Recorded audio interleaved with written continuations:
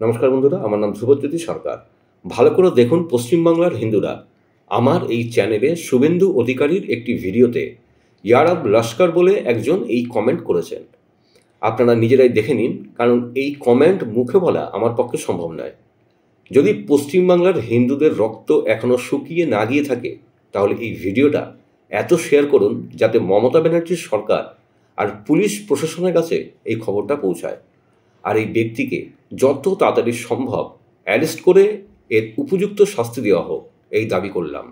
সাথে বিরোধী দলনেতা শুভেন্দু অধিকারীকেও অনুরোধ করব ব্যাপারটার দিকে নজর দিতে, কারণ এই অপরাধের কোনো ক্ষমা নেই।